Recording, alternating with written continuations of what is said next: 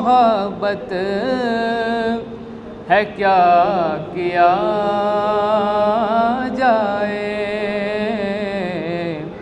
یہ میری ماں کی امانت ہے کیا کیا جائے۔ اور میدان غدیر میں کیا ہوا آپ جانتے ہیں کہ ادھر ہے جلتی ہوئی ریت کا سفر، لیکن ادھر غدیر کی آیت ہے کیا کیا جائے۔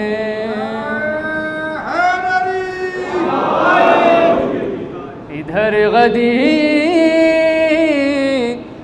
کی آیت ہے کیا کیا جائے۔ اور مشہور حدیث ہے کہ میں تمہارے درمیان دو چیزیں چھوڑے جا رہا ہوں، اس حوالے سے شیعہ سماعت فرمائیں کہ پائے نجات کوئی تیسرا وسیلہ نہیں، وہ یا کتاب یا اطرت ہے کیا کیا جائے۔ مجھے علی سے محبت ہے کیا کیا جائے۔ حسین آل محمد کو کر رہے ہیں نثار، حسین آل محمد کو کر رہے ہیں نثار، خدا کے دین کو ضرورت ہے کیا کیا جائے۔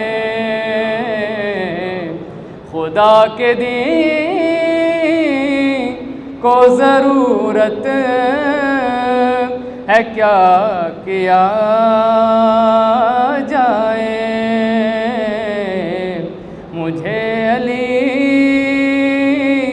سے محبت ہے کیا کیا جائے۔ اور ماں نے میری گھٹی میں کیا پلایا بچپن میں، شعر اندازہ فرمائیں کہ چوگا الفت کا میرے منہ میں ہے ڈالا ماں نے، یہ تو گھوٹی کی سرایت ہے کیا کیا جائے۔ یہ تو گھوٹی کی سرایت ہے کیا کیا جائے۔ مجھے علی سے محبت ہے کیا کیا جائے۔ اور علماء اور مراجعین کے حوالے سے شیعہ سماعت فرمائیں کہ مراجعین سے وابستگی ضروری ہے، مراجعین سے وابستگی ضروری ہے، بریر پر دائے غیبت ہے کیا کیا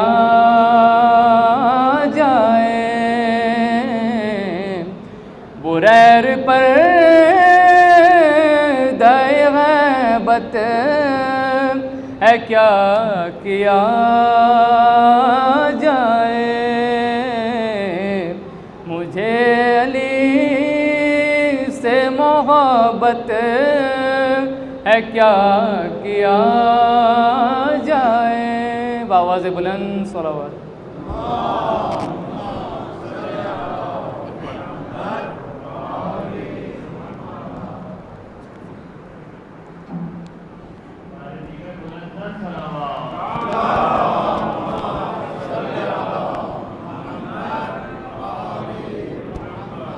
بر محمد و آل محمد صلوات۔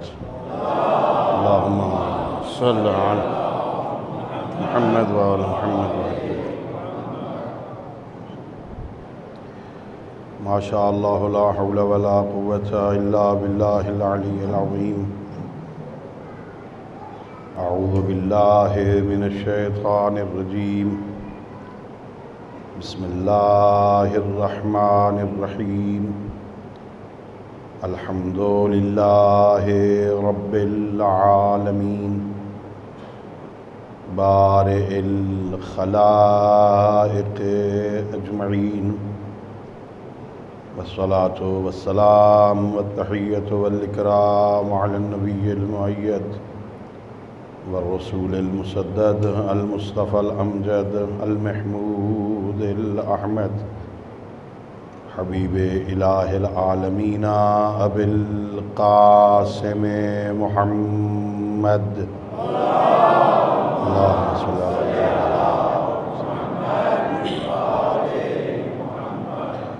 وعلی اہل بیتہ الطیبین الطاہرین المعصومین الغر المیامین، الذین قال اللہ تعالی فی شأنہم انما یرید اللہ لیذہب عنکم الرجس اہل البیت ویطہرکم تطہیرا۔ اللہم صلی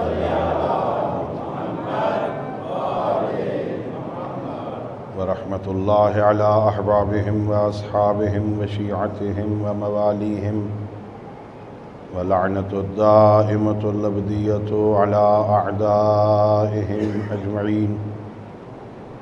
اما بعد فقد قال اللہ تبارک وتعالی فی کتابہ المجید وفرقانہ الحمید، وہو اصدق الصادقین وقولہ الحق۔ بسم اللہ الرحمن الرحیم۔ ان الدین عند اللہ الاسلام۔ صلوات پڑھیے بابا۔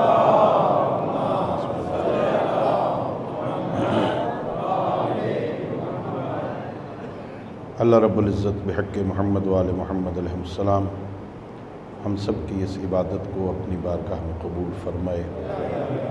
خالق لم یزل و لا یزال بحق ائمہ اہل بیت علیہم السلام اس مجلس کو، اس تذکرہ اہل بیت علیہم السلام کو، ہماری ہم سب کے مرحومین تمام شہدائے ملت اور بالاخص ان مجالس کے انعقاد میں اپنا کردار ادا کرنے والے مومنین کے مرحومین کی بخشش کا ذریعہ قرار دے۔ خالق کائنات بحق محمد و آل محمد علیہ السلام پوری دنیا میں جہاں جہاں صف عزا بچھی ہے، اللہ رب العزت عزاداروں اور عزاداری کی حفاظت فرمائے، اور پروردگار تجھے اپنے عز و جلال کا واسطہ ہم سب کو اپنے معصوم ہادیوں کی سیرت طیبہ کو سمجھنے اور اس پر عمل کرنے کی توفیق عطا فرمائے۔ اپنی ان دعاؤں اور اس عظیم عبادت کی قبولیت کے لیے مل کے بآواز بلند صلوات پڑھیجیے۔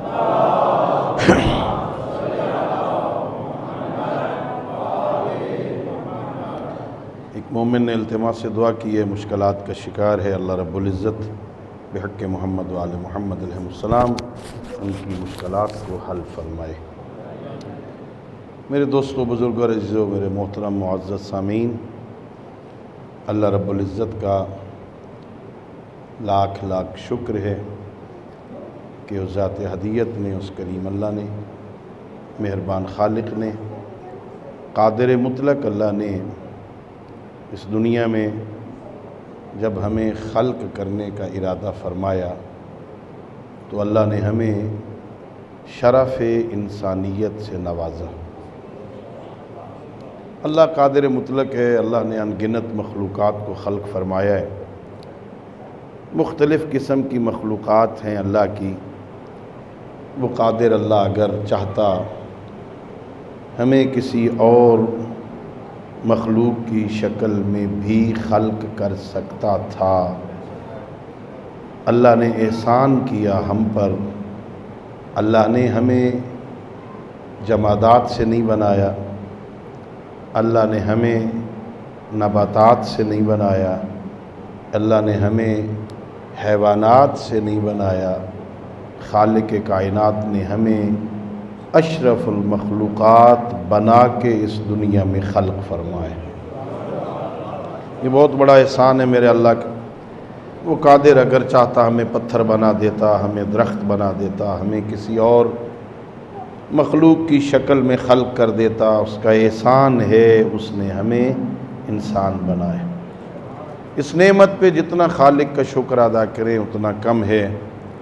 اور پھر اللہ نے چونکہ انسان بنایا، باقی مخلوقات کی غرض تخلیق اور ہے، انسانوں کی غرض تخلیق اور ہے۔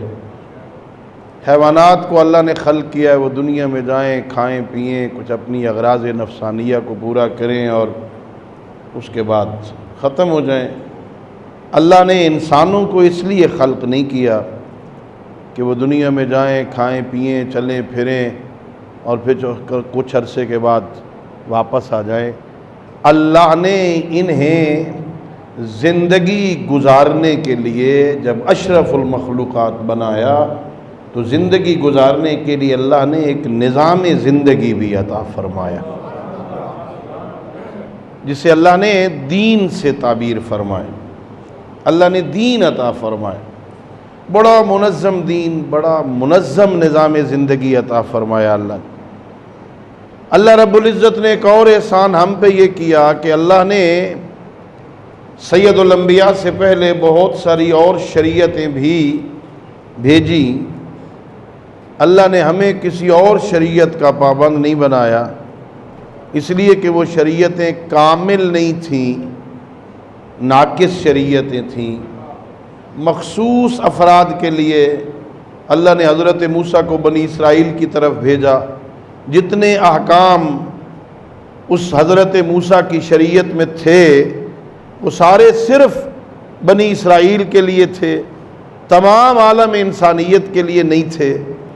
حضرت عیسیٰ بنی اسرائیل کی طرف آئے، اللہ رب العزت نے جو شریعت حضرت عیسیٰ کو عطا فرمائی وہ چند اخلاقیات کا مجموعہ تھی، وہ زندگی کے تمام پہلوؤں پر حاوی نہیں تھی۔ اللہ رب العزت نے ہمیں جو شریعت عطا فرمائی یہ احسان ہے میرے اللہ کا، ایسی شریعت عطا فرمائی جس پر اکمال دین کی مہر لگا کے عطا فرمائی۔ اللہ نے الیوم اکملت لکم دینکم واتممت علیکم نعمتی ورضیت لکم الاسلام دینا۔ اللہ نے کامل مکمل شریعت ہمیں عطا فرمائی۔ پچھلی شریعتیں جتنی تھیں وہ منسوخ ہونے والی تھیں، نبیوں کی نبوتیں بھی منسوخ، ان کی شریعتیں بھی منسوخ، ان کی کتابیں بھی منسوخ۔ اللہ نے ہمیں نبی وہ عطا فرمایا جو نبی، جس نبی کی نبوت قیامت تک ہے، شریعت وہ عطا فرمائی جو شریعت قیامت تک ہے، کتاب وہ عطا فرمائی جو قیامت تک باقی رہنے والی ہے۔ اللہ نے ہم پر احسان کیا۔ یہ دین اللہ نے ہمیں زندگی گزارنے کے لیے عطا فرمائے۔ یہ دین مبین اسلام محکم دین ہے، یہ کوئی ہوائی بات نہیں ہے۔ دیندار ہونا اور دین شناس ہونا اور دین سے تعلق ہونا یہ کوئی ہوائی بات نہیں ہے۔ ایسے دین کوئی ہوا میں اڑتی ہوئی کوئی چیز ہے، کوئی کتاب ہے ایک چھوٹی سی اور بس۔ دین عملی زندگی کے نظام کا نام ہے۔ ہم نے گھر میں رہنا کیسے، ہم نے باہر نکلنا کیسے، ہم نے چارپائی پہ سونا کیسے ہے، ہم نے اٹھنا کیسے ہے، ہم نے بولنا کیسے، ہم نے کاروبار کیسے کرنا ہے، ہم نے دکانداری کیسے کرنی ہے، ہم نے افسری کیسے کرنی ہے، ہم نے ماتحت کیسے رہنا ہے، دن کیسے گزارنا ہے، رات کیسے گزارنی ہے، رمضان کیسے، محرم کیسے۔ ایک مکمل نظام زندگی کا نام دین ہے، بہت کامل دین۔ میں کبھی کبھی تعجب کرتا ہوں، اتنا کامل ہے، مسواک کرنے سے لے کے مرنے کے بعد تک کے احکام اس کے اندر موجود ہیں۔ اتنا کامل دین ہے، یہ کہتا ہے مسواک کرو، فلاں لکڑی کا ہونا چاہیے، اس مسواک کا سائز بھی اتنا ہونا چاہیے۔ عجیب ہے۔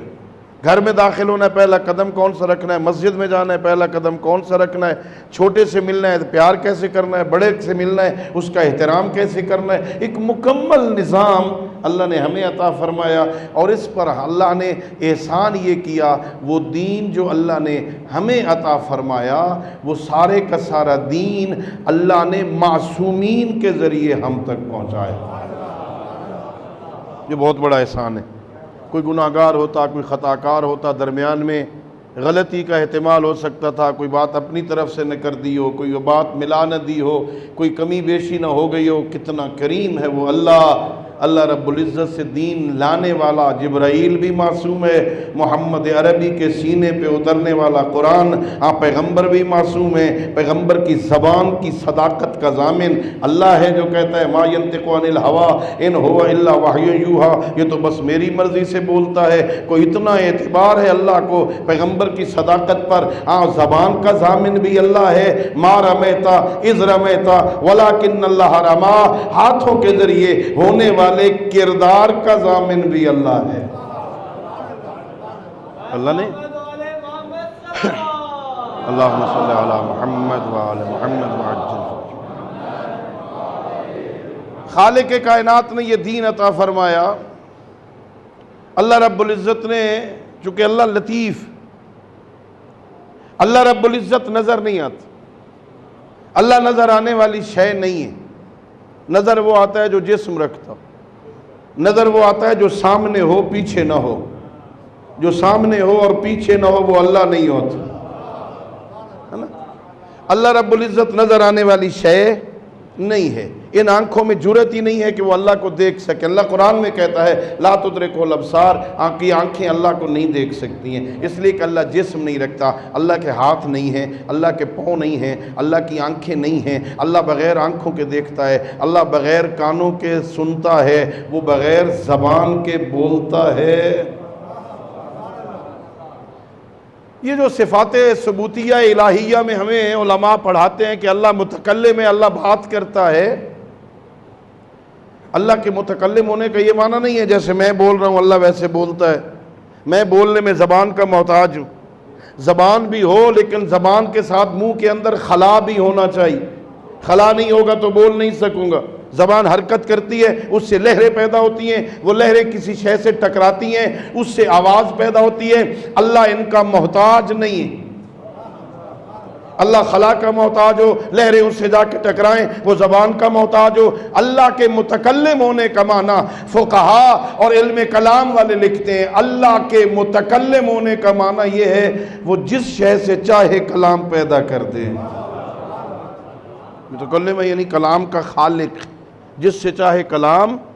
حضرت موسیٰ علیہ السلام کوہ طور پہ جاتے تھے، اللہ وہاں کوئی اترا ہوا نہیں ہوتا تھا، اللہ کوئی کوہ طور پہ آیا ہوا نہیں ہوتا، اللہ آتا جاتا نہیں ہے، اس لیے کہ آتا وہ ہے جو پہلے نہ ہو۔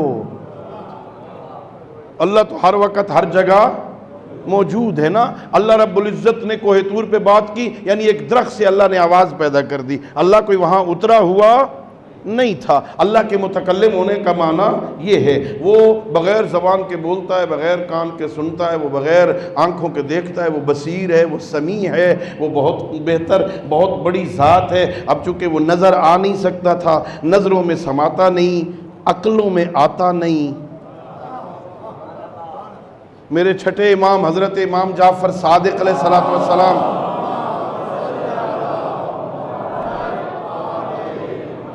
ارشاد فرماتے ہیں اگر کوئی بندہ بیٹھ جائے اور یہ سوچنے لگ جائے اللہ کیسا ہو سکتا ہے، اللہ ایسا ہو سکتا ہے، آنکھیں بند کر لے اللہ کا تصور کرنے بیٹھ جائے اللہ ایسا ہو سکتا ہے، اللہ ایسا ہو سکتا ہے، میرے معصوم امام فرماتے ہیں جو بندہ یہ سوچے کہ اللہ ایسا ہو سکتا ہے وہ اس بندے کی ذہن کی مخلوق ہے، اس کا خالق نہیں۔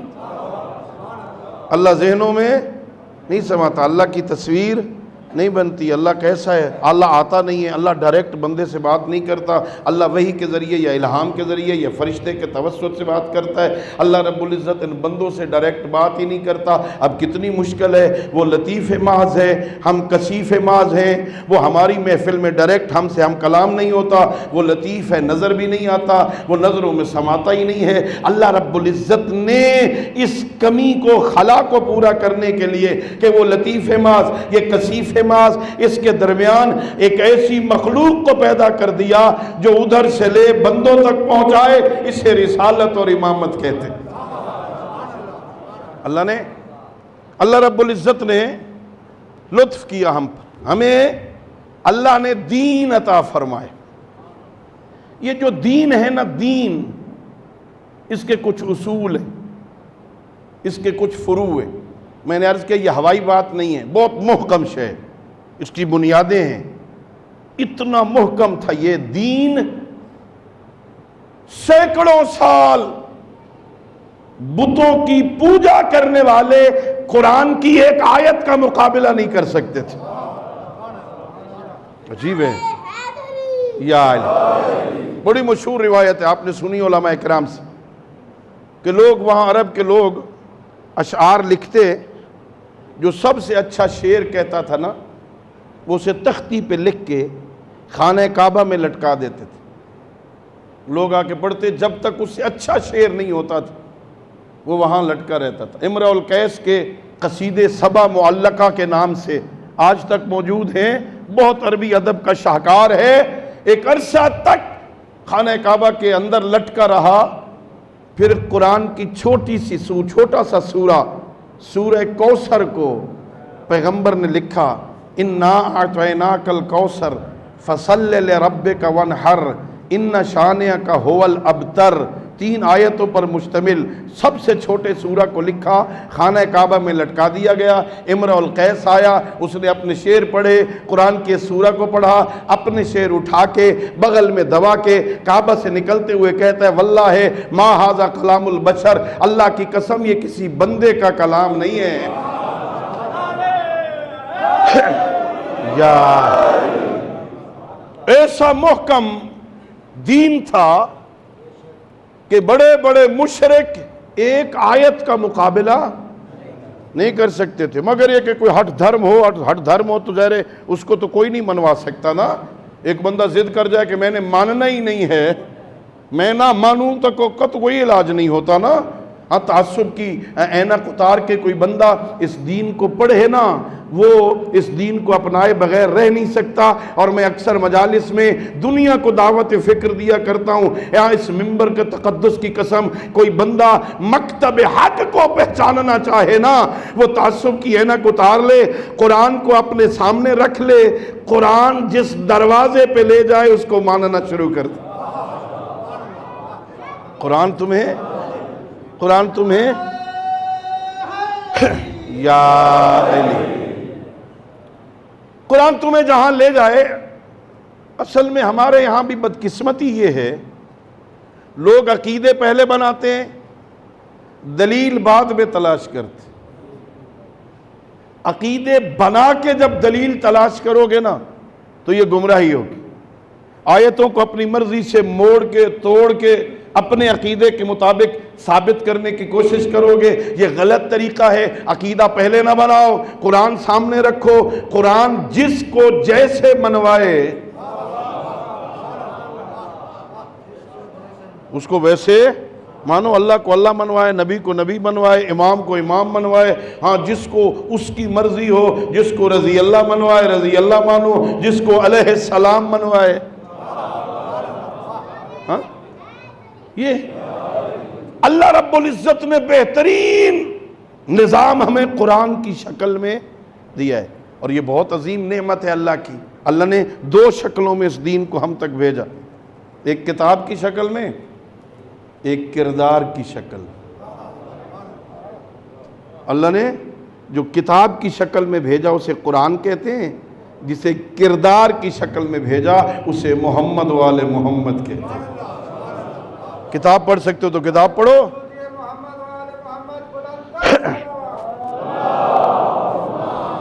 اللہم صلی علی محمد وعلی محمد وعجل فرج۔ کتاب پڑھ سکتے ہو کتاب کو پڑھو، کتاب سے سمجھو، اور اگر کتاب سے سمجھ نہ آئے نا تو اللہ نے نظام دیا ہے، اس کتاب پہ تباہ آزمائی نہ کرو، اپنی مرضی کے معنی نکالنے کی کوشش نہ کرو، قرآن کی تفسیر اپنی مرضی سے نہ کرو۔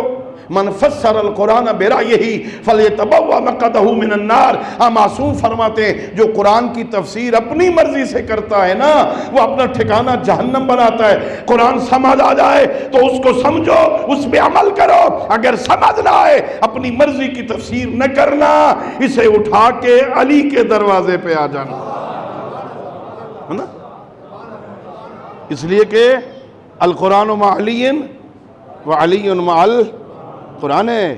میرے امام کو اللہ نے یہ اعزاز عطا فرمایا، میرا امام یہ اعلان کرتا ہے لوگو قرآن کے بارے میں مجھ سے پوچھو، علی بہتر جانتا ہے کون سی آیت دن میں اتری، کون سی رات میں اتری، کون سی گھر میں اتری، کون سی میدان میں اتری، کون سی پہاڑوں پہ اتری، کون سی غاروں میں اتری، میں بہتر جانتا ہوں، مجھ سے پوچھو کہ انا قرآن الناطق، میں بولتا ہوا قرآن ہوں، مجھ سے پوچھو یا علی۔ اللہ رب العزت نے ہم پر احسان کیے، ہمیں صرف کتاب نہیں تھما دی، صرف کتاب اللہ نے ہمارے حوالے نہیں کیے، صرف کتاب، یہ بچے بھی صرف کتاب نہیں سمجھتے۔ میں دیہاتوں میں دیہاتوں میں بات سمجھانے کے لیے کہتا ہوں، یہ چھوٹا بچہ سکول جاتا ہے نا تو سکول کی انتظامیہ صرف قاعدہ انہیں نہیں دیتی ہے، حالانکہ بہت سادہ سا قاعدہ ہے، الف انار بے بکری پہ پنکھا تے تختی ٹے ٹوپی سے سمر، اے ایپل بی بوائے سی کیٹ ڈی ڈاگ، یہی لکھا ہے نا۔ اور یہ نصاب بنانے والے بھی بڑے ماہر نفسیات ہوتے ہیں، وہ جانتے ہیں اس پہلے مرحلے میں بچے کو اے ایپل سمجھ نہیں آئے گا نا، وہ نہیں سمجھ سکے گا اے ایپل سے مراد کیا ہے، وہ اے بھی لکھتے ہیں، ایپل کی تصویر بھی بنا دیتے تاکہ بات بچے کو سمجھ آ جائے۔ یہ قاعدہ جس پہ اے بھی لکھا ہے، ایپل کی تصویر بھی بنی ہے نا، یہ صرف بچے کو نہیں تھماتے، اگر بچے کو قاعدہ دے دیا جائے وہ پھاڑ دے گا، پڑھے گا نہیں۔ اے ایپل بی بوائے سی کیٹ سمجھانے کے لیے سکول کی انتظامیہ قاعدہ بھی دیتی ہے، استاد بھی دیتی ہے۔ جب عام قاعدہ بغیر استاد کے سمجھ نہیں آتا تو قرآن نبی اور علی کے بغیر کیسے سمجھ؟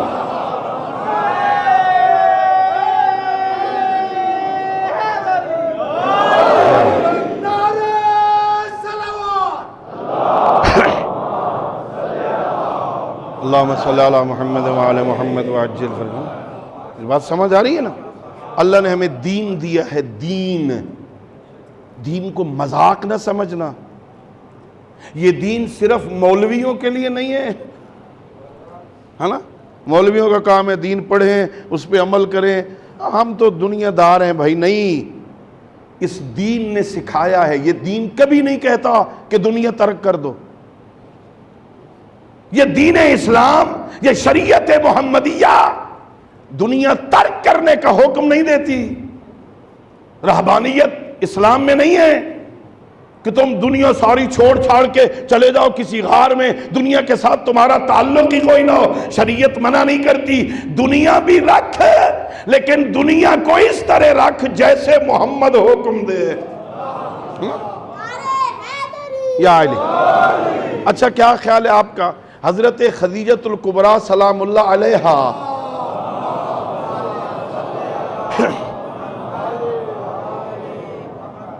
مال دنیا رکھتی تھی یا نہیں؟ مال دنیا تھا ان کے پاس، تو اس کا معنی یہ ہوا کہ مال دنیا کا ہونا عیب نہیں۔ مال دنیا کا ہونا اگر عیب ہوتا تو حضرت خدیجہ کے پاس نہ ہوتا۔ پیغمبر جناب خدیجہ کا مال لے کے تجارت کے لیے نہ جاتے، مال کمانا اگر گناہ ہوتا نبیوں کا سردار اپنے چچا ابو طالب کے ساتھ تجارت کے لیے نہ جاتے۔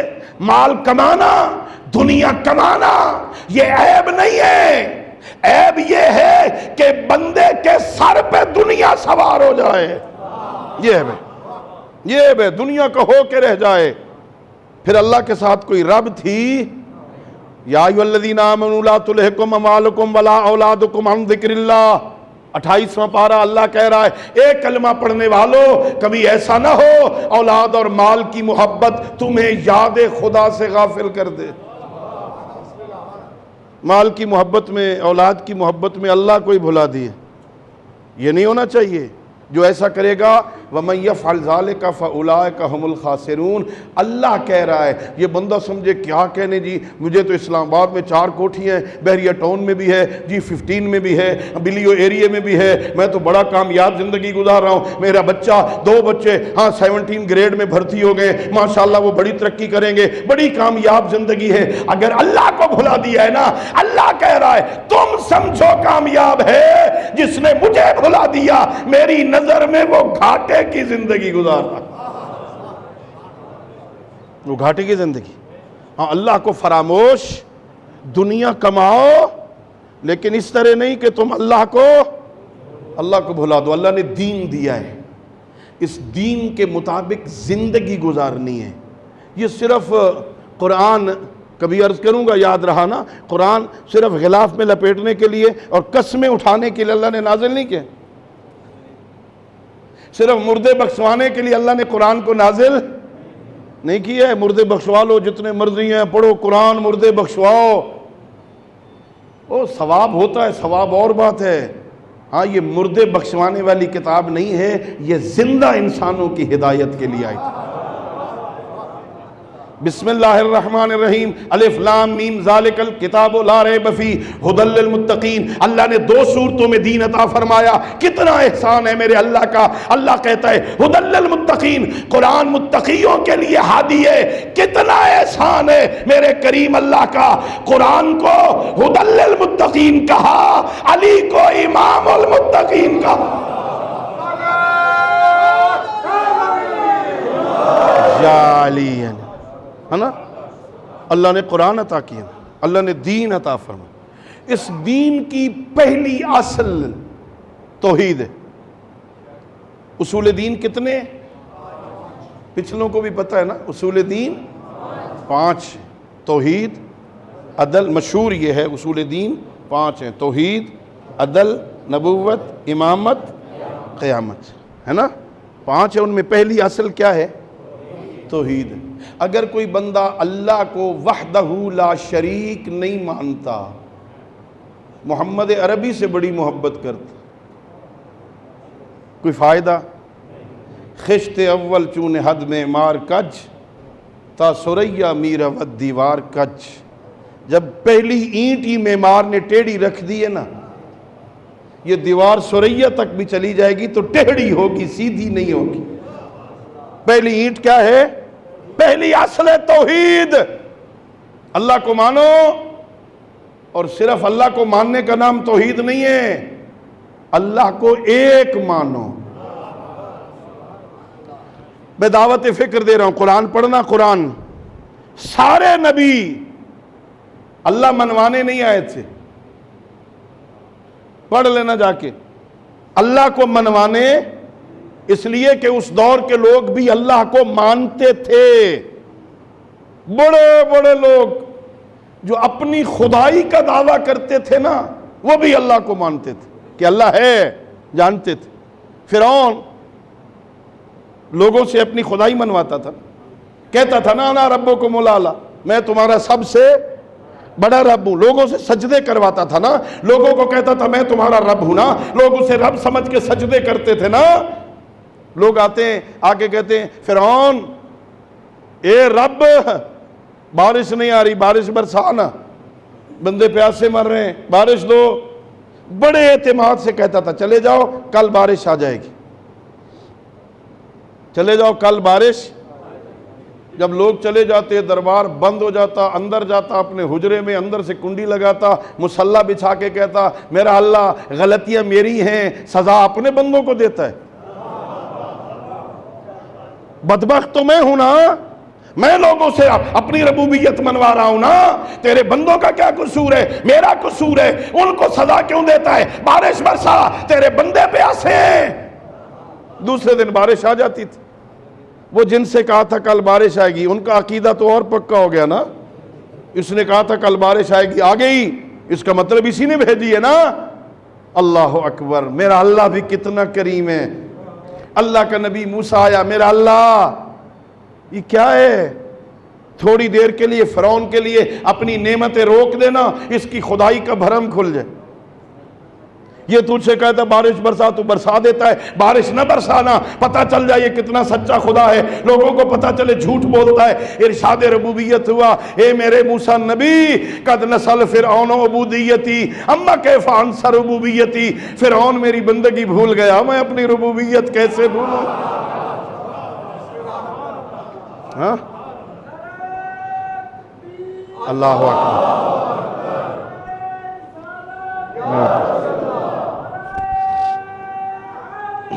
یا علی، ہے نا؟ اللہ اکبر، ہے نا؟ یہ بندہ بھول گیا کہ یہ میرا بندہ ہے، میں کیسے بھولوں کہ میں اس کا رب ہوں؟ ہاں، پہلی شرط یہ ہے کہ اللہ کو مانو، عقیدہ ہونا چاہیے کہ اللہ ہے۔ یہ دنیا خود بخود نہیں بنی۔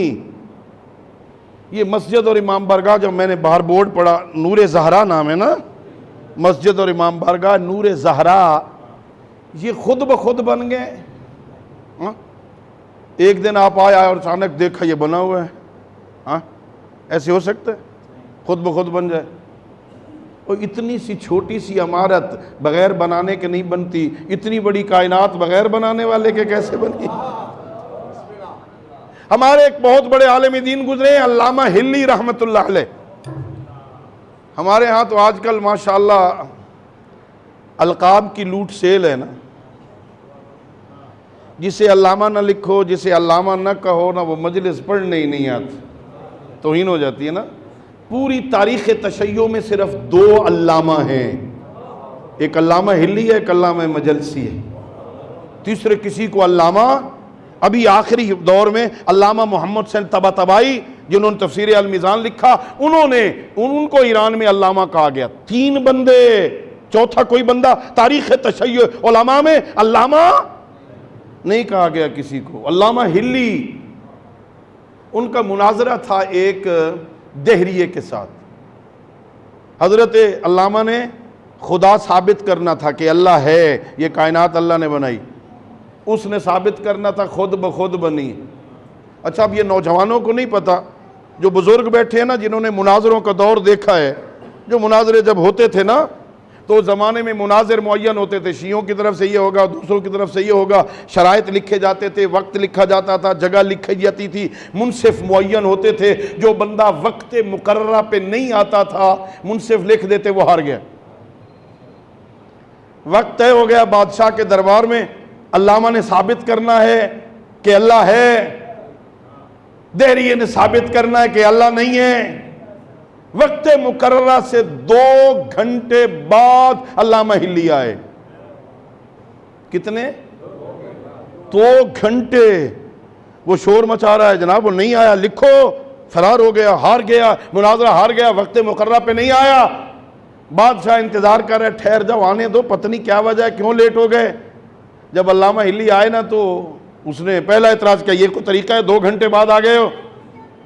علامہ ہلی نے فرمایا، اصل میں تجھے نہیں پتا، میں جس راستے میں آ رہا تھا نا، اس راستے میں دریا تھا، اس کا پل نہیں تھا، میں نے دریا عبور کرنا تھا، انتظار کرنے لگا کوئی کشتی والا آئے، مجھے دریا عبور کرائے، پل تو تھا کوئی نہیں، میں انتظار میں تھا۔ پھر اچانک تیز ہوا چلی، آندھی آئی، ہوا میں تختے اڑتے ہوئے آئے، آپس میں ملنے لگ گئے، میخیں لگنے لگ گئیں، کشتی تیار ہو گئی، چپو تیار ہو گئے، چپو چلنے لگے، میں بیٹھ گیا، اس وجہ سے 2 گھنٹے لیٹ ہوا۔ اب وہ مناظر کہتا ہے بادشاہ سے دیکھو بھئی یہ کیسی غیر دانشمندانہ بات ہے، کبھی ایسا ہوا ہے کشتی خود بخود بن گئی جی، تختے اڑ کے آ رہے تھے، تختے اڑ کے آ رہے تھے، آپس میں مل رہے ہیں جی، میخیں لگ رہی ہیں جی، کشتی بن رہی ہے، کبھی ایسا بھی ہوا؟ کیسی غیر دانشمندانہ بات ہے، ادھر سے انکار بڑھا ادھر سے اصرار بڑھا۔ علامہ نے کہا ایسا ہوا، اس نے انکار کیا، ایسا نہیں ہو سکتا۔ جب پکا کر لیا نا تو علامہ نے کہا بادشاہ سلامت ذرا اس سے پوچھو ایک کشتی بغیر بنانے والے کے نہیں بنتی، اتنی بڑی کائنات میرے اللہ کے بغیر کیسے بنی؟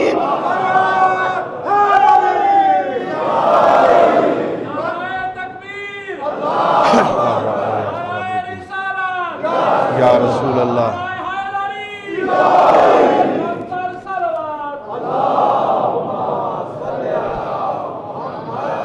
اللہم صلی علی محمد وعلی محمد وعجل فرجہ۔ سب سے پہلے عقیدہ ہونا چاہیے کہ اللہ ہے، اللہ ہے۔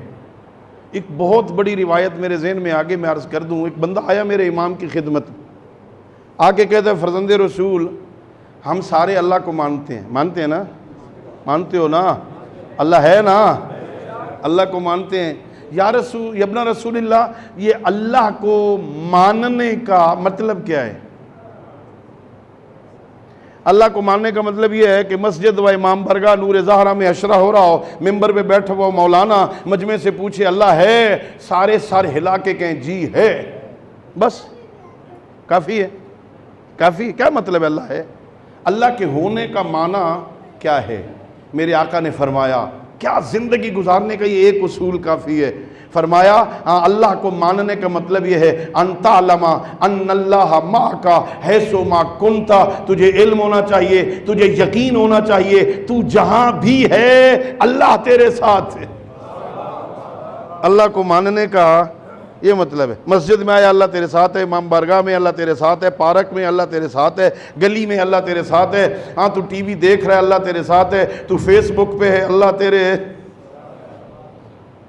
اللہ تو اکیلا نہیں دیکھ رہا، کسے دکھا رہا ہے؟ کیا دکھا رہا ہے؟ یہ ساری اچھی باتیں دیکھتے ہو، بڑے نیک ہو نا میرے سمیت۔ سارے یہ رات کو 2 بجے تک 3 بجے تک نیند ہی نہیں آتی، یہ فیس بک پہ قرآن سن رہے ہو، ہاں بولو، تھوڑا تھوڑا بولو، کیا رہ جائے؟ زبان بندی تو ہماری ہوتی ہے، آپ کی تو نہیں ہوتی نا۔ یہ قرآن سنتے ہو، مجلس سنتے ہو رات 3 بجے تک، اچانک اماں کمرے میں آ جائے، اسے بند کرنے کی کوشش کرتے ہو نا، سرانے کے نیچے چھپانے کی کوشش کرتے ہو نا۔ اگر کوئی اچھی شے دیکھ رہے ہوتے بند کیوں کرتے ہو؟ دکھا دو اماں میں یہ مجلس سن رہا ہوں، اماں میں قرآن پڑھ رہا ہوں، تیرا چھپانا دلیل ہے کوئی اچھی شے نہیں دیکھ رہا، چھپا کیوں رہا ہے؟ کہ اماں دیکھ نہ لے، اماں کی نظروں سے گر نہ جاؤں، ماں کیا کہے گی کیسا ہے میرا بچہ، یہ رات کو کیا دیکھتا ہے، ہم ماں کی نظروں سے گر نہ جاؤں۔ اے اسلام آباد کے غیور نوجوانوں، اپنی ماں سے شرم کرتے ہو، اپنے رب سے نہیں کرتے۔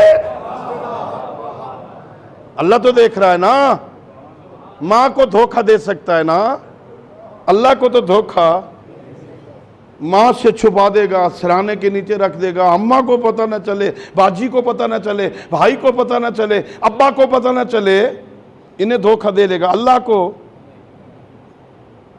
کو کیسے دے سکتا؟ اللہ کو مانو۔ ہم نے صرف سنا ہے کہ اللہ ہے، ہم نے سنا، لاشعور میں سنا اللہ۔ اور جب دنیا میں پیدا ہوئے نا، ایک مولوی صاحب کو بلایا گیا، اس نے کان میں اذان دے دی اللہ اکبر۔ ہم نے اس موقع پر سنا کہ اللہ ہے۔ پھر ذرا بڑے ہو گئے نا تو گھر میں ماں نے اللہ کی لوریاں دے کے سلانا شروع کر دی۔ ہم نے سنا کہ اللہ ہے، اللہ کی لوریوں میں بچے سونے کے عادی ہو گئے۔ یہ اللہ کا نام جگانے کے لیے تھا، سلانے کے لیے نہیں تھا۔ ہمارے معاشرے میں سلانے کا سبب بنا اور اتنے عادی ہو گئے اللہ کا نام سن کے سونے کے۔ جب صبح اذانوں میں آواز آئی نا اللہ اکبر، ساری رات جاگتا رہا، اب نیند آ گئی۔ عادت جو تھی، عادت جی سونے کی، ہاں گلی میں گئے سنا اللہ ہے، مسجد میں گئے اللہ ہے، سکول بھی چلے گئے اللہ ہے. ہم نے سنا ہے کہ اللہ، ابھی سن کے کانوں کے ذریعے سے بات ہمارے دل میں نہیں اتری.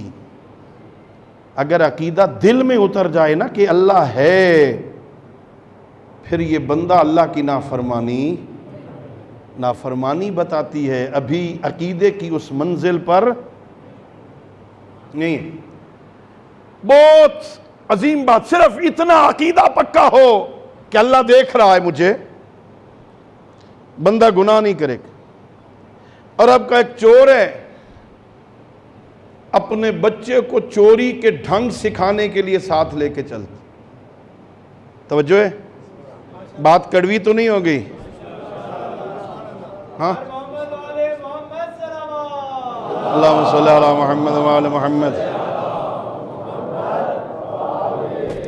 یہ دنیا کا مزاج ہے. جیسا باپ ہوتا ہے وہ کوشش کرتا ہے بیٹے کو بھی ویسا بناؤں. اگر اسے اپنی فیلڈ سے پیار ہو نا، باپ ڈاکٹر ہے بیٹے کو ڈاکٹر بنائے گا، باپ انجینئر ہے بیٹے کو انجینئر بنائے گا، باپ عالم ہے بیٹے کو عالم بنائے گا. ہاں، باپ سیاستدان ہے بیٹے کو. عرب کا ایک چور ہے، اپنے 10 سالہ بیٹے کو ساتھ لے کے چلتا ہے، میں تجھے چوری کے ڈھنگ سکھاؤں. پہلا دن گیا باہر، کھجوروں کے باغ میں پہنچا، پہلا سبق پڑھا ہے، بیٹا چوری میں کروں گا، تو نیچے کھڑو، اطراف میں نظر کرنا، اطراف میں دیکھنا.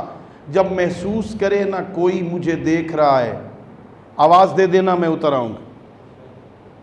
بیٹے نے پوزیشن سنبھالی، باپ نے کمند ڈالی، کھجور کے درخت پہ چڑھا. جیسے ہی خرما توڑنے لگا نا، بیٹے نے زور سے کہا، بابا کوئی دیکھ رہا ہے. چور بیچارے کا دل ویسے بھی تھوڑا ہوتا ہے، کمزور ہوتا ہے، ڈرا ہوا نیچے اترا، چاروں طرف نظر دوڑائی، دیکھا کوئی بندہ نظر نہیں آیا. ہمت پیدا ہوئی، بچے کے گریبان سے پکڑا، جھنجھوڑ کے کہتا ہے، کون سا انسان دیکھ رہا ہے؟ مجھے تو نظر کوئی نہیں آیا. چھوٹا بچہ معصومیت کے انداز میں کہتا ہے، بابا انسان نہیں، خالق انسان دیکھ رہا. اپنے جیسے بندوں سے ڈرتا ہے، اپنے رب سے نہیں ڈرتا. بچہ سچا تھا نا، دل سے بات نکلی تھی نا، اس نے اثر کی. وہیں پہ اس نے توبہ کی. پہلے گیا تو بیٹا آگے پیچھے تھا، باپ آگے تھا. واپسی پر بیٹے کو کہتا ہے، اب تو آگے چل، میں تیرے پیچھے چلوں. گھر آیا، سچی توبہ کی. ہماری طرح توبہ کے ساتھ مذاق نہیں کیا. ہم تو توبہ کے ساتھ مذاق کرتے ہیں، کان کھینچ لینے کا معنی توبہ نہیں ہوتا. اس نے سچی توبہ کی. جس کا مال لوٹا تھا واپس کیا، جس کا چوری کیا تھا واپس کیا، جس کا غصب کیا تھا واپس کیا. ایک ایک سے معافیاں مانگتا پھرتا ہے. ایک یہودی کے پاس آیا، میں نے تیرا سونا چوری کیا تھا، اب میں نے توبہ کر لی ہے، مجھے معاف کر دے. یہودی بڑا عقل مند تھا، کہتا واہ، پہلے تو پتہ ہی نہیں تھا مجھے تو نے چوری کی ہے، آج پتہ چل گیا، معاف نہیں کروں گا جب تک میرا سونا دے گا نہیں. اس نے کہا میرے پاس ہے نہیں، میں نے توبہ کر لیا، کھا گیا ہوں، ختم ہو گیا، اب ہے ہی نہیں، کہاں سے دوں گا. یہودی نے کہا میری شرط ہے، اگر تیرے پاس نہیں ہے تو کوئی بات نہیں، وہ وہاں چلا جانا، وہاں زمین کھود نیچے سونا پڑا ہے، اٹھا کے مجھے لا دے، میں تجھے معاف کر دوں گا. میری شرط پوری ہو جائے گی، میں تجھے. یہ توبہ کرنے والا دوڑا جہاں اس نے بتایا تھا، وہاں سے کھودا، نیچے سونا پڑا تھا، سونا اٹھایا، مٹھیوں میں دبایا، یہودی کو آ کے دیا، یہ لے اپنا سونا، اب تو مجھے معاف کر دے. عزیزو، یہودی کی کیفیت بدلی. کبھی چور کو دیکھتا ہے، کبھی توبہ کرنے والے کو دیکھتا ہے، کبھی سونے کو دیکھتا ہے، کبھی تائب کو دیکھتا ہے، کبھی سونے کو دیکھتا ہے. 2-4 دفعہ دیکھ کے کہتا ہے مجھے کلمہ پڑھا، میں مسلمان ہوتا ہوں.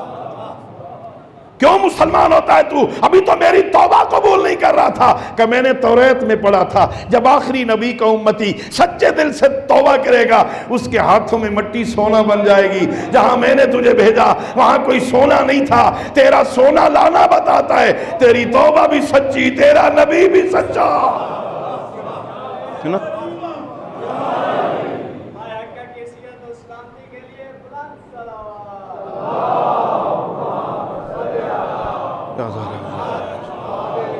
بھائی اللہ نے ہم پہ لطف کیا ہے، دین دیا ہے. پہلے اللہ کو پہچان، اللہ کی معرفت حاصل کر. اللہ ہے، یہ پہلی سیڑھی ہے. اللہ ہے، پھر بات آگے چلے گی کہ اللہ کتنے ہیں. اللہ ہے، پھر آگے بحث ہوگی کہ اللہ کتنے ہیں. کیا خیال ہے آپ کا؟ اللہ کتنے ہیں؟ 360 خداؤں کو مکہ کے مشرک مانتے تھے. 360. پیغمبر فرماتے نا ایک میرا بھی مان لو. مشکل تھا. 360 کو مانتے ہیں، ایک اور مان لو. کیا مسئلہ تھا؟ پیغمبر ایک اور منوانے نہیں آئے تھے، بس ایک منوانے آئے تھے. قولوا لا الہ الا اللہ تفلحوا. بس ایک ہے، اس کے علاوہ کوئی لائق عبادت ایک خدا. یہ ہے توحید، خالص توحید. اللہ کے ساتھ کوئی شریک نہ، اس کی ذات میں کوئی شریک ہو، نہ اس کی عبادت میں کوئی شریک ہو، نہ اس کی صفات میں کوئی شریک ہو، نہ اس کے افعال میں کوئی. حضرت علامہ مجلسی رحمۃ اللہ علیہ اپنی کتاب روح الحیات میں لکھتے ہیں یہ جو چور ہوتے ہیں نا، چور یہ جب کسی گھر میں چوری کے لیے جاتے ہیں نا تو قیمتی شے اٹھاتے ہیں. انہیں سونا مل جائے، سونا، کیا خیال ہے وہ اینٹیں اٹھائیں گے؟ وہاں سے نہیں اٹھائیں گے. سونا اٹھائیں گے، جیب میں ڈالیں گے، چلے جائیں گے. قیمتی شے اٹھائیں گے نا. انہیں ڈالر مل جائیں، پاؤنڈ مل جائیں تو وہ روپے اٹھائیں گے، قیمتی شے اٹھائیں گے نا. یہ چوروں کا مزاج ہے. کسی گھر میں چوری کرتے ہیں نا تو پہلے قیمتی شے اٹھاتے ہیں. ہاں قیمتی شے نہ ملے تو پھر جو ملے اٹھا کے لے جاتے ہیں. علامہ مجلسی لکھتے ہیں ہوشیار رہنا شیو، شیطان جب تم پہ حملہ کرے گا اپنے نمائندوں کے ذریعے سے سب سے پہلے تمہارے ایمان کے اندر قیمتی عقیدہ توحید کو چوری کرے گا. قیمتی شے کو چوری کر لے گا. جب عقیدہ توحید ہی نہیں رہا تو پھر نبوت، امامت، قیامت، قرآن، یہ سب کوئی فائدہ نہیں ہوگا. اس کی حفاظت کرنی ہے. اللہ کے ساتھ کوئی شریک نہیں ہو سکتا، ہے ہی کوئی نہیں. اللہ کا کوئی شریک بن ہی. اچھا یہ صفات ثبوتیہ ہم پڑھتے ہیں نا چھوٹی کلاس میں، وہ ابتدائی میں دینیات میں، وہاں ہم نے پڑھا تھا کہ اللہ ازلی ہے، اللہ ابدی ہے، اللہ سرمدی ہے، اللہ ہمیشہ سے ہے، ہمیشہ اس کی کوئی ابتدا ہے. اللہ کی کوئی زمانہ ہو کہ اللہ نہ ہو بعد میں بنا ہو، ایسا ہو سکتا ہے؟ نہیں، وہ ازلی ہے، ابدی ہے، سرمدی ہے نا. ہمیشہ سے ہے اور ہمیشہ رہے گا. جو اب بنے گا، اب وہ سب کچھ ہو سکتا ہے، اللہ نہیں ہو سکتا. جو اب بنے گا، کل نہیں تھا آج بن رہا ہے، وہ اللہ کے ساتھ کوئی شریک ہو ہی نہیں سکتا. صرف ایک بات اور آپ کی زحمت آج تمام کروں یہاں. حضرت امام رضا علیہ السلام،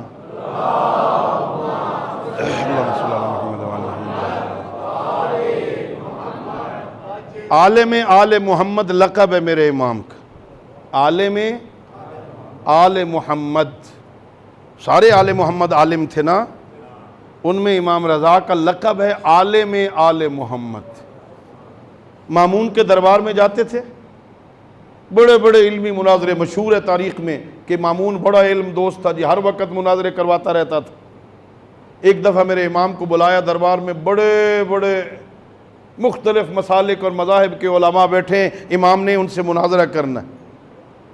میرے امام آئے نا، میں سارا مناظرہ نہیں پڑھتا، صرف ایک دہریہ اللہ کے وجود کی بات ہو رہی. اللہ وحدہ لا شریک، اللہ قادر مطلق ہے. اس دہریے نے کہا آپ لوگوں کا عقیدہ ہے اللہ ہر شے پر قادر ہے. ان اللہ علی کل شیء قدیر ہے. اگر آپ کا یہ عقیدہ ٹھیک ہے تو یہ بتاؤ کیا اللہ اپنے جیسا اللہ بنانے پہ بھی قادر ہے؟ اللہ اپنے جیسا اللہ بنا سکتا ہے؟ بڑا ٹیڑھا سوال تھا نا. اگر کہیں اللہ نہیں بنا سکتا تو پھر قادر کیسا؟ اگر بنا سکتا ہے تو اس کا مطلب ہے اللہ جیسا کوئی اور ہو بھی سکتا ہے. بہت ٹیڑھا سوال ہے. لیکن ظاہر ہے مناظرہ کس سے تھا؟ مشکل کشا کے بیٹے سے مناظرہ اس سے تھا نا. میرے امام نے اسے کہا یہ عصا لے جا، تو کام کیا کرتا ہے؟ آپ کا پروفیشن کیا ہے؟ کیا کام کرتے ہو؟ کہ میں بڑھئی ہوں جی، بہت بڑا، میں ماسٹر ہوں فرنیچر بنانے کا. میرے امام نے فرمایا یہ عصا لے جا، اس عصا سے ممبر بنا کے لے آ، عصا سے۔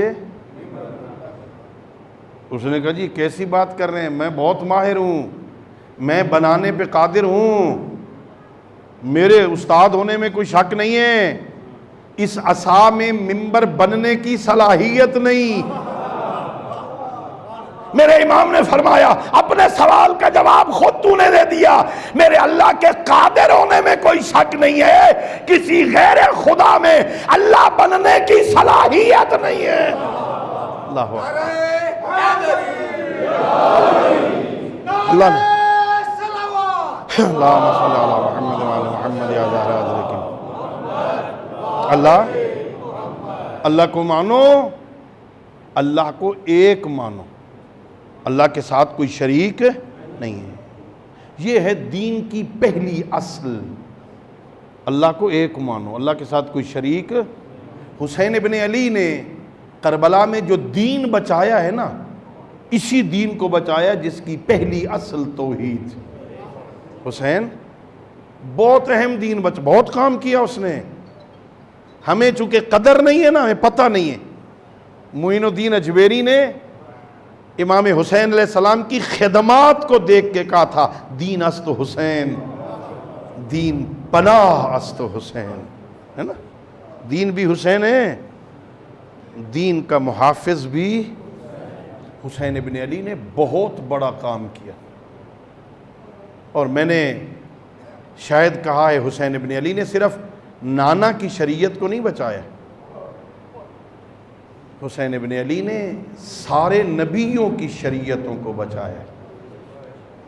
یہ جو شب جمعہ زیارت وارثہ پڑھتے ہیں نا، السلام علیکہ یا وارث آدم صفوت اللہ، السلام علیکہ یا وارث نوح نبی اللہ، السلام علیکہ یا وارث ابراہیم خلیل اللہ، السلام علیکہ یا وارث موسیٰ کلیم اللہ، السلام علیکہ یا وارث عیسیٰ روح اللہ، السلام علیکہ یا وارث محمد حبیب اللہ۔ یہ بتاتا ہے زہرا کا لال آدم سے لے کے خاتم تک سارے نبیوں کی محنتوں کے محافظ کو حسین کہتے ہیں۔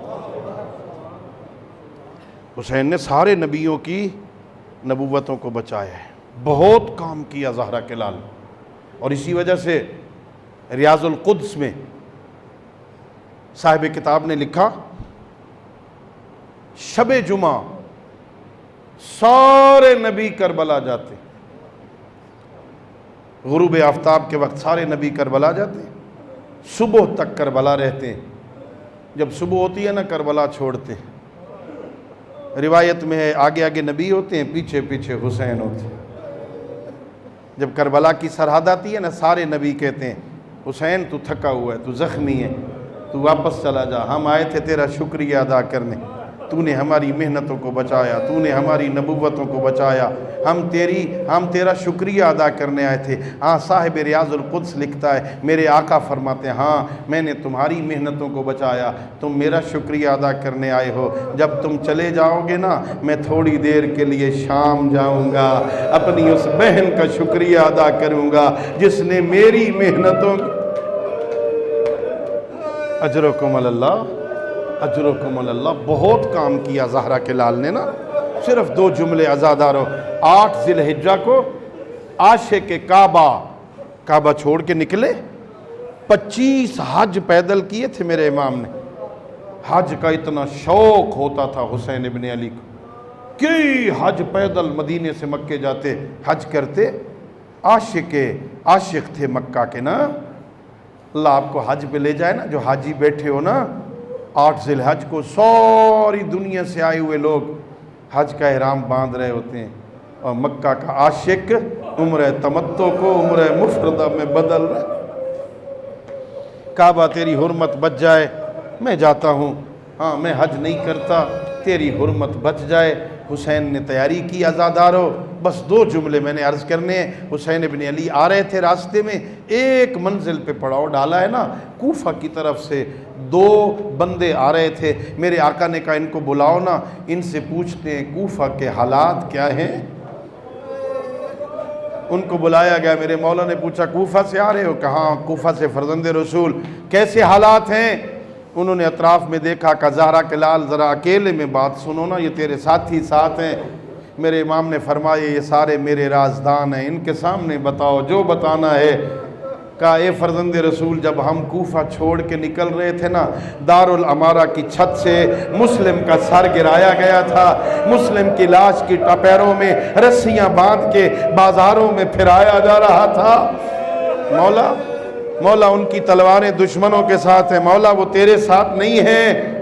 بس مولا وہاں سے اٹھے نا، خیمے میں آئے جس میں جناب مسلم کی زوجہ، جناب مسلم کی بیٹی عاتقہ تشریف فرما تھی۔ میرے مولا نے اپنے زانوں پر بٹھایا، جناب عاتقہ کو 2 چھوٹے چھوٹے در تحفے کے طور پہ دیے، پیار کرنا شروع کیا۔ جب پیار کیا نا، ایک مرتبہ جناب عاتقہ کہتی ہیں ماموں اس انداز میں پیار کر رہے ہو جیسے میں یتیم ہو گئی ہوں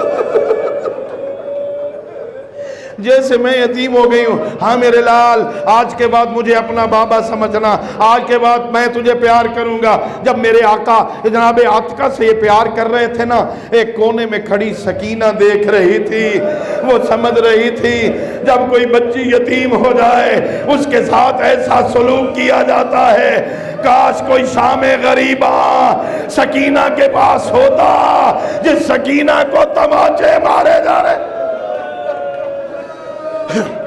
میرے مولا آج 2 محرم کربلا پہنچے، جیسے کربلا کی سرحد میں آئے نا، میرے مولا کے گھوڑے نے ٹھوکر کھائی۔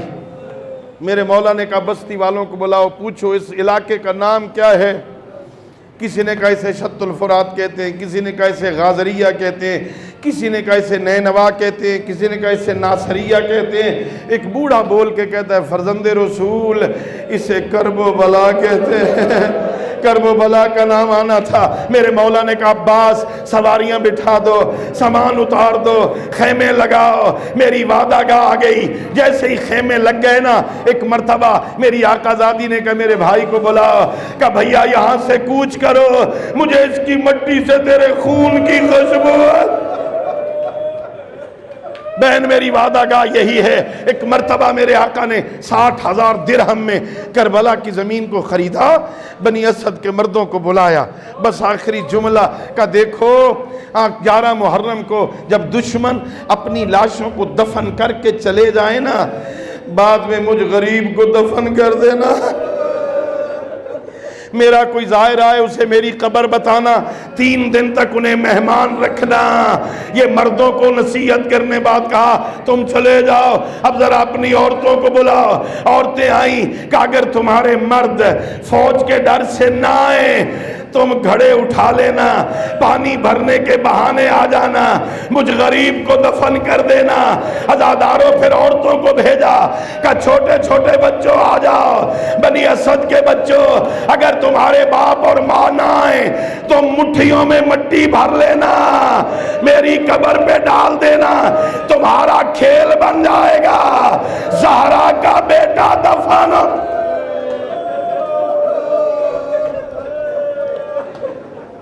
الا لعنت اللہ علی القوم الظالمین وسيعلم الذين ظلموا أي منقلب ينقلبون وآخر دعوانا أن الحمد لله رب العالمين اللهم صل على محمد وآل محمد وعجل فرجهم